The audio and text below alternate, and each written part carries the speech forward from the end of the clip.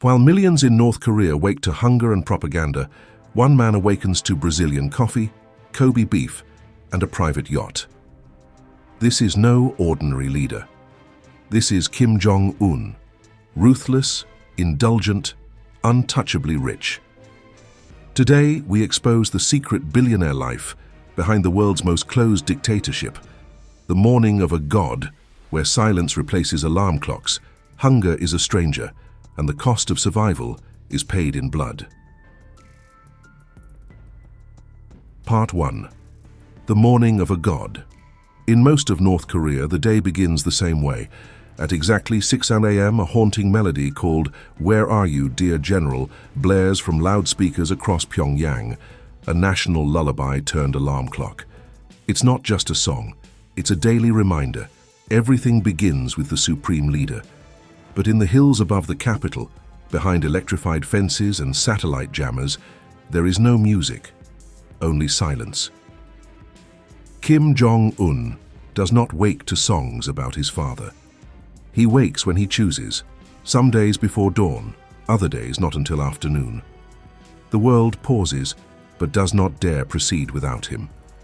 His day begins inside the Ryongsong residence, a private compound valued at an estimated $1.2 billion. Sealed off from public view, it is part palace, part fortress. Here, luxury and paranoia meet. A 50-meter Olympic indoor pool surrounded by Greek columns. Temperature-controlled horse stables with imported European breeds. A private shooting range tailored to his personal pistols. Even his bedroom tells the story. Italian silk sheets, Persian rugs worth over $100,000. Climate-controlled air purified by systems designed to detect toxins. There are no windows, only smart panels projecting artificial sunrises based on his chosen mood. Security begins hours before he stirs. Every detail of his morning, even the hour, is deliberately unpredictable to reduce risk. His coffee, a rare Brazilian roast at $500 per pound, brewed in golden cups after being taste-tested for poison. While his people line up for rice rations under watchful eyes, Kim starts his day surrounded by silence, velvet, and power. Because in North Korea, even time itself waits for him to open his eyes. Part 2. Breakfast of excess. While millions of North Koreans scrape by on less than $2 a day, Kim Jong-un awakens to a breakfast that rivals a royal banquet. In a private dining wing, his mornings unfold as a performance of dominance. On fine European porcelain, the first course arrives, Italian Parma ham, aged 24 months and smuggled through diplomatic channels. Kobe beef, medium rare, drizzled with black truffle oil, each serving costing over $400. Japanese Wagyu steak, so marbled with fat it melts at a touch.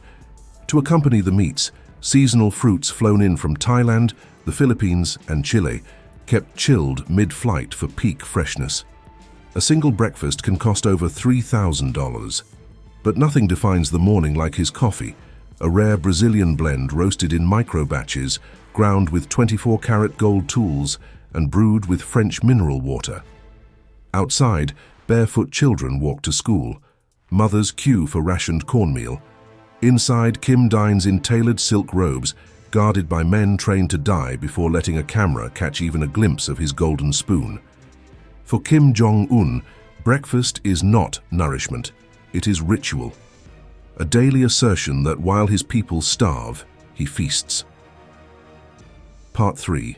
Forbidden foods and indulgences. In a land where meat is a myth and sugar is a luxury, Kim's dining table is a defiant theater of appetite. International sanctions have crippled the economy, but his menu remains untouched. Swiss Emmental cheese, his obsession since studying in Switzerland. Lobster tail from the North Atlantic at 250 killaliki. Beluga caviar, spooned from gold platters at 7,000 talalaldas.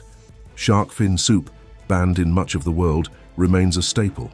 Snake wine infused with whole cobras, valued at over $1,500 a bottle. Even dessert is rebellion. French eclairs, Belgian pralines, Persian saffron ice cream, smuggled through coded shipments and loyal embassies.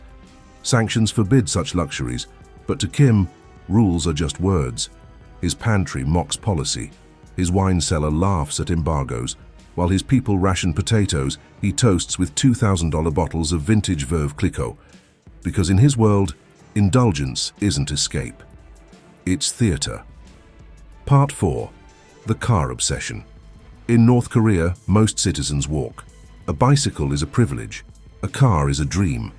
For Kim Jong-un, cars are more than transport. They are power on wheels. His personal fleet exceeds 100 luxury vehicles, imported through forged manifests and diplomatic containers. At the heart of it all, a Mercedes Maybach S600 Pullman Guard, fully armored, worth $1.6 million, equipped with smokescreens, bulletproof tires, and blast-resistant panels. Rolls-Royce Phantoms, Lexus LX 570s, Toyota Land Cruisers, Ferrari 599 GTB Fiorano. Each car a weapon of both spectacle and security. When Kim rides through Pyongyang, streets are cleared. Civilians are forbidden from looking directly at his motorcade. Bodyguards, chosen specifically to appear shorter than him, sprint beside the vehicles in perfect formation. These cars aren't kept in showrooms. They're stored underground in climate-controlled garages, guarded by facial recognition and elite security. Even when unused, engines are started daily.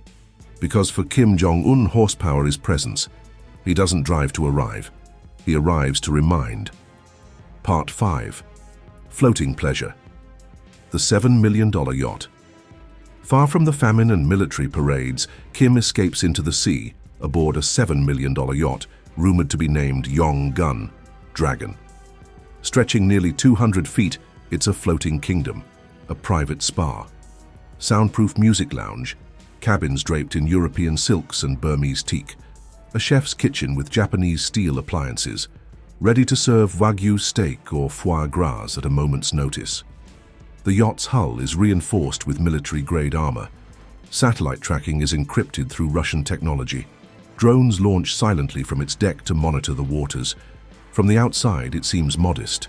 Inside, it's decadence at sea, wine cellars, massage rooms, and rooms lined with $100,000 hand-woven carpets.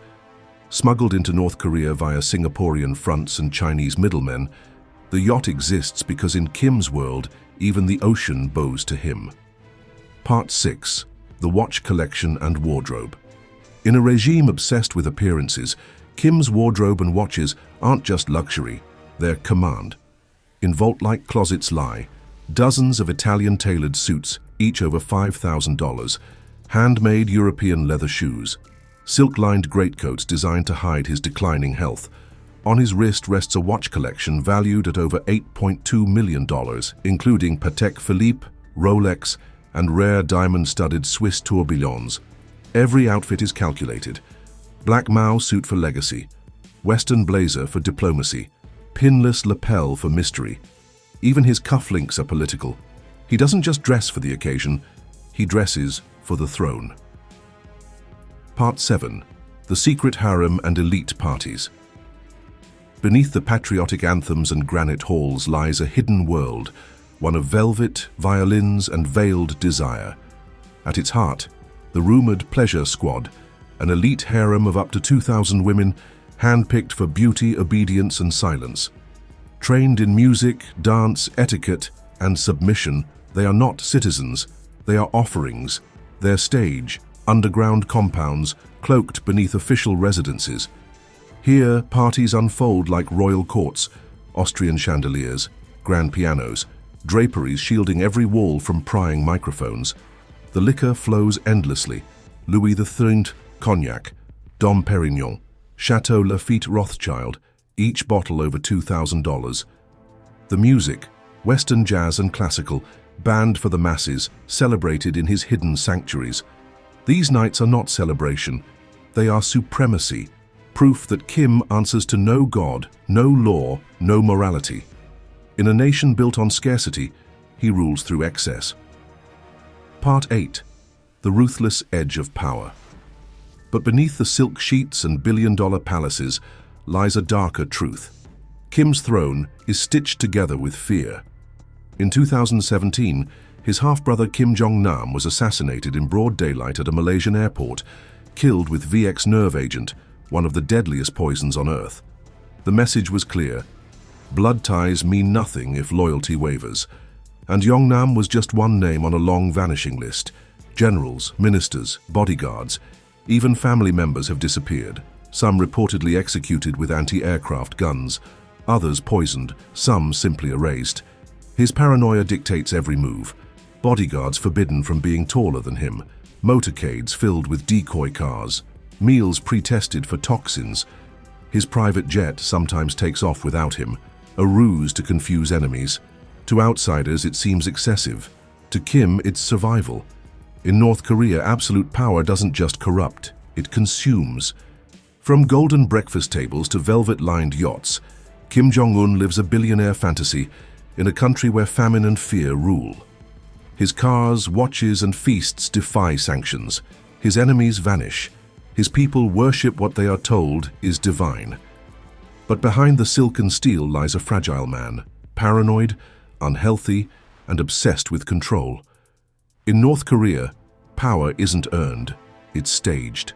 And behind every glass of snake wine and every Rolex tick, there is silence. What shocked you most about his hidden empire? The secret harem, the assassination, the $8 million watches? Comment below and let us know your thoughts. And don't forget to subscribe for more untold truths about the world's richest and most ruthless rulers.